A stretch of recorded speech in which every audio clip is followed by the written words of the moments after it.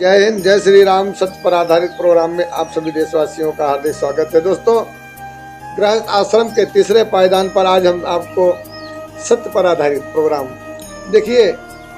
ये माता संतोषी है। शुक्रवार दिन 12:01 पर माता संतोषी का शुक्रवार दिन आगमन हुआ। अब ये क्या है, इस बच्ची का किसी से क्या संपर्क है, क्या रिश्ता है, एक पत्थर का क्या रिश्ता है, एक जानवर का क्या रिश्ता है, एक कागज के नोट का क्या रिश्ता है, एक मनुष्य का एक पृथ्वी से भगवान का क्या रिश्ता है, गुरु का शिष्य से क्या रिश्ता है। आज ऐसी ही जानकारियाँ गृहस्थ आश्रम से ही निकल कर के समाज के अंदर जाती हैं। तो हम कहना चाहेंगे मेरे दोस्तों, ये सत्य है। साधु बनिए, भक्ति करिए। हमें महाराज जी ने हमेशा यही शिक्षा दिया कि बेटा काम अपना करो, कोई भी काम करो, मेहनत करो, मजदूरी करो, 8 घंटे का काम करो, हम आपको आपकी मेहनत देंगे। और ये हम देखते हैं। मैं बैलून जब बेच रहा तो देखता हूँ जो बच्चे 1 रुपये का टाफी वाले थे, उनको 1 रुपये की टाफी वाली दुकानदारी होती, और हम परिवार चलाते थे तो हमें परिवार वाली दुकानदारी होती थी, जिससे हमारा पूरा परिवार चलता था। कौन है ये चलाने वाला? बड़ी नज़दीकी से नहीं कहते हैं गधे को बार बार देख तपाना। हमने गधे को बार बार तपाया नहीं, हम तपा कर देख रहे हैं, खुद रोज तपा रहे हैं गधे को। हमें ठेका मिला हुआ। कहते हैं कि बड़े भाग्य मानुष तन पावा, सुर दुर्लभ सब ग्रंथ ने गावा। यहाँ पर कुछ लोगों ने भटका दिया हमारे समाज को। कहा भगवान की भक्ति करो, मुक्ति चाहिए, हमें मुक्ति दीजिए, हम मुक्ति होने लेना चाह रहे हैं। अरे काहे की मुक्ति भाई? कौन सा तुमने कर्म कुकर्म किया जो मुक्ति चाहिए? अरे इस शरीर को देखो, ये सुंदर बाल गोपाल हैं, देखो कितना सुंदर चेहरा दिख रहा है इनका। देखो ये हम तो कहेंगे हे देवाधिदेव महादेव, हे कृष्ण कन्हैया, हमें बार बार जीवन मिले और हमेशा तुम्हारे ही चरणों में हमारा ध्यान रहे, तुम्हारे ही माला गुणगान में हमारा जो है पूरा जीवन व्यतीत रहे। हमें मुक्ति नहीं चाहिए, हमें वो वैकुंठ नहीं चाहिए, हमें तो वैकुंठ वासी का, हमें तो उसके चरणों में थोड़ा सा सहारा चाहिए। आज ये बच्चे हैं, नहीं जानता है कोई क्या है देश के भविष्य। ये कहाँ से निकल कर आते हैं? गृहस्थ आश्रम से। आपको किसने पैदा किया? गृहस्थ आश्रम से। आप अलग हो गए, क्यों? आप में कोई प्रॉब्लम है? नहीं। गृहस्थ आश्रम में कोई समस्या है? नहीं।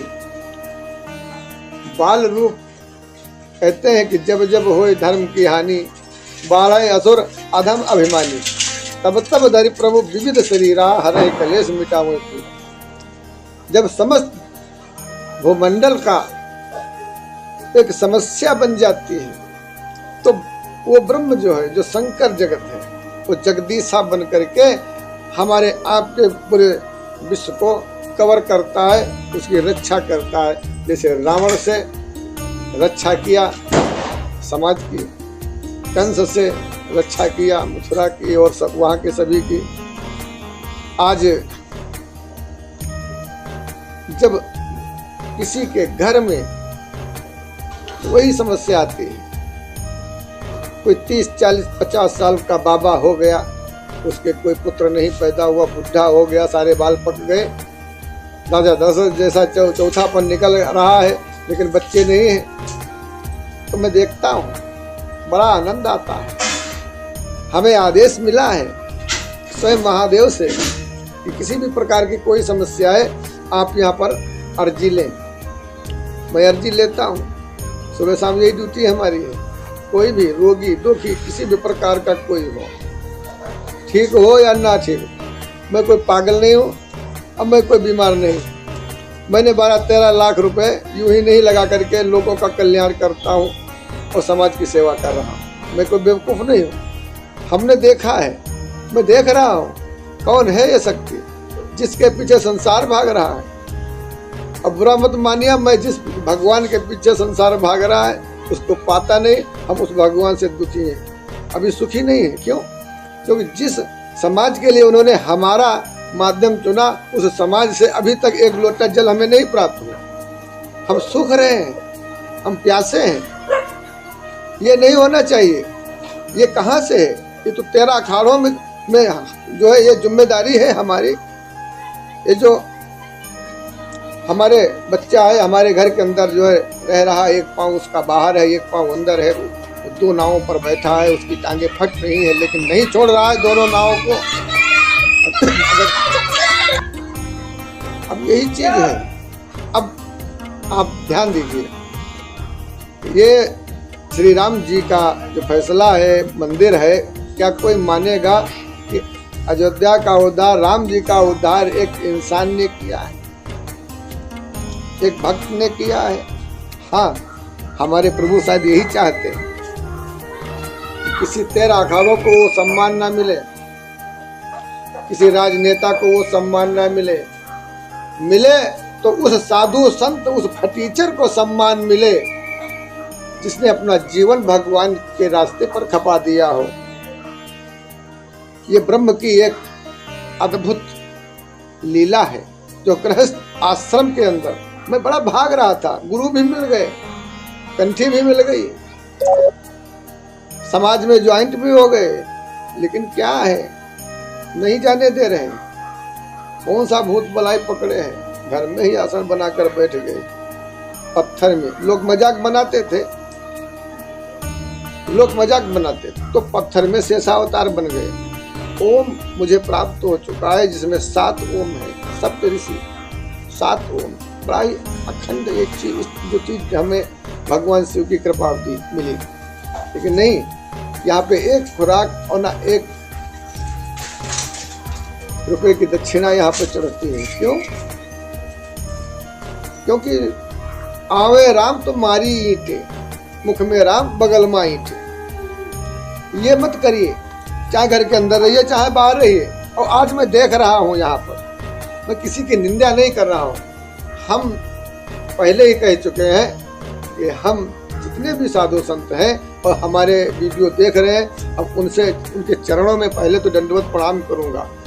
हे ऋषि मुनियों, हम हमारी जो भी तीछी बाणी है ये आपके लिए नहीं है, हमारे किसी हृदय में बसने वाले किसी हमारे महापुरुष के लिए नहीं है। अगर हम कोई फेसबुक अकाउंट से लगा करके और टेलीकास्ट और इस किसी भी वीडियो में कोई अभद्र टिप्पणी अगर कोई मुझसे निकल गई हो तो क्षमा चाहते हैं, क्योंकि जो फुलवारी फूलती है, फल देती है, वो अक्सर कीचड़ में उसकी जड़ होती है। तो हम तो गंदे हैं, जूना है, बर्तन साफ करने वाले, लेकिन बच्चों हम तुम्हें बर्तन साफ करके तुमको इतना रगड़ कर धोएंगे कि तुमको स्वयं भगवान तुम्हारे दरवाजे पर न आए तो अपने बाप की औलाद हो। हम हमारे साथ जुड़े रहिए, जो भी हमारे सदस्य हैं। आप लोग घबराइएगा नहीं, जितने हमारे सदस्य हैं 2, 4, 5 हजार, उनसे सीधा कहना है कि आप लोग कोई धोखे में नहीं। मैं इस वक्त सनातन धर्म का झंडा हमारे हाथ में है, लेकिन मैं जातिवाद के घेरे में जकड़ा हूं, इसलिए समाज हमें पहचान नहीं रहा है। आप से यही कहना चाहूंगा कि घर हो या बाहर हो, परमात्मा हर जगह पर और फिर कहीं नहीं। ये बाल रूप बड़ा ही अद्भुत रूप अखाड़ों में नहीं मिलता है, 13 अखाड़ों में नहीं मिलेगा। सुंदर मनमोहक विभावना, जो चाहे वह प्रेम करने को चाहे, ये है बाल रूप। ये कहाँ धरा है? आहा, वो ब्रह्म, वो बालक को जब लेटिन ब्रह्म करता है तो उस बाबा के साथ कुछ तर जाती है। पेशाब करता है तो मानव गंगाधार तुम भागीरथी इस भूमंडल से स्नान करके पवित्र होते हो। वो गृहस्थ आश्रम के अंदर वो पोता जो है बापा का, वो मूत देता है उसके ऊपर, वो तर जाता है पापा। वो गंगा, वो मानव गंगा जल है। ध्यान दीजिए कबीरदास ने क्या लिखा है। कबीरदास जी ने बोला भी है कि मूत के हम भी, मूत के तुम भी, मूत का जग संसारा, कहे कबीर सुनो भाई संतो, मूत से कौन है न्यारा। तो ये कहाँ मिलेंगे?